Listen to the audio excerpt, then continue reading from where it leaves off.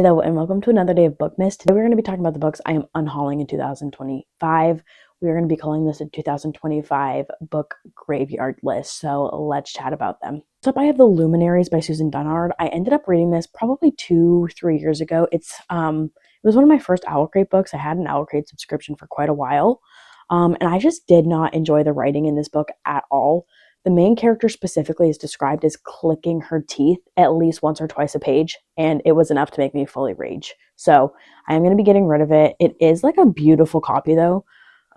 It does have like the Owlcrate dust jackets, I don't know, end pages, and then it is signed. So it's like a pretty cool copy. I just didn't like it, so I don't want it on my shelf. So I don't think I mentioned this. These are all listed on my Pango, and I will put that down below. If you're interested in any of these books, please check out my Pango. Next, I have Clockwork Angel, and the only reason this is on my shelf is because I have 2 copies of it. I don't know how I got 2 copies of this, but I'm gonna get rid of a copy because I do like to collect multiple copies of like books I really like.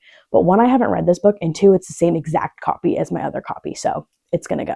Now I have All Your Perfects. I had gotten this quite a while ago, like probably when I was in high school, because I loved Colleen Hoover, and I've just really grown out of her writing, and I haven't read this one, and I don't really plan on reading it, so I'm just gonna get it off my shelf. I do have like other Colleen Hoover books on my shelf, but they're books I've read and enjoyed, so I'm gonna get rid of this one. Now I have Love and Olives. I honestly don't know anything about this book. I've had it on my bookshelf for probably 7 or 8 years. I've never gravitated towards it. It doesn't sound that interesting to me. So I think I'm just going to go ahead and get rid of it. I think it's like a middle grade novel, so it's really like younger than what I read now anyway.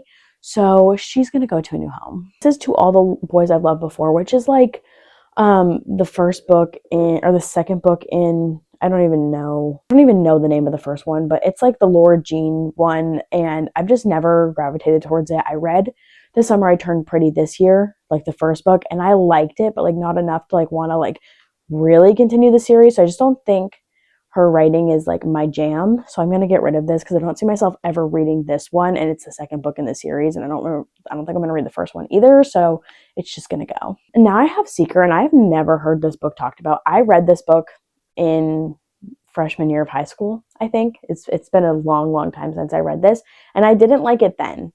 I really didn't. I had to force myself to finish it, and it's just stayed on my shelf since then.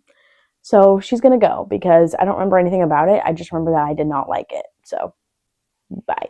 I have Song of the Six Realms. Now I did read this one. It is also an Owlcrate book, so it's got the sprayed edges, the end pages, the dust cover, and it's signed, all of that stuff. I did read this one, and I didn't hate it. I just didn't love it. I don't know what it was about it. I just ended up like having to like force myself to finish it. I wasn't vibing with it. I didn't like the main characters. There wasn't too much I liked about this book, but there was inherently nothing wrong with it. So I'm just going to get rid of it because I didn't love it. I have To Kill a Shadows. Now this is another Owlcrate book that I actually ended up DNFing. So again, has sprayed edges, end pages, dust jacket, all very beautiful and signed. I just could not get myself to read this. I got to like chapter 5 or 6, I think.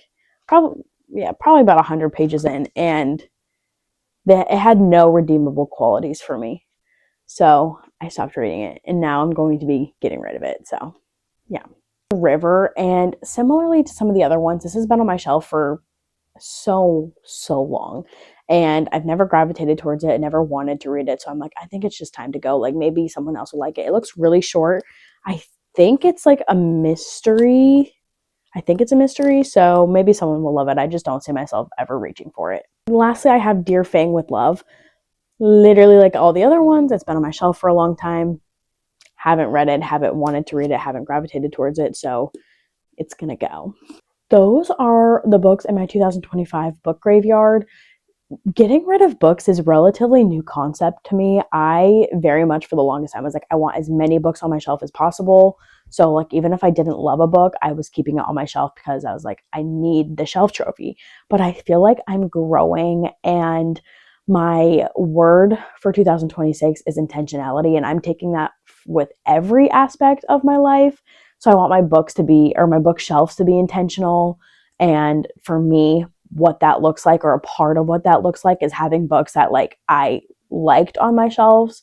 And like when someone comes over, I can be like, yes, like I liked all of these books. I'm working, I wouldn't say like really hard, but I'm just working slowly through sifting through my shelves and just really getting rid of books that don't bring me joy or I didn't like or I don't see myself reading. So those are the books I'm getting rid of in 2025, which is crazy. I've gotten rid of so many books this year. Before we moved, I ended up getting rid of like 50 or 60 books, something along those lines. So I've really sifted through my shelves quite a bit. And I honestly, like, I was really scared to do it for the longest time. I truly was. I was like, I don't want to get rid of any of my books. But now that I've started getting rid of them, it's almost just as addictive as buying books. Like I like keep looking through my shelves and I'm like, oh, can I get rid of this? Can I get rid of this? Can I get, like, I like getting rid of my books now, which is like, if you know me, you know that's an absolute crazy statement, but it is true. Anyway, thank you for coming along for today's Bookmas video. I will see you guys all tomorrow and I hope you guys have a blessed day. Bye.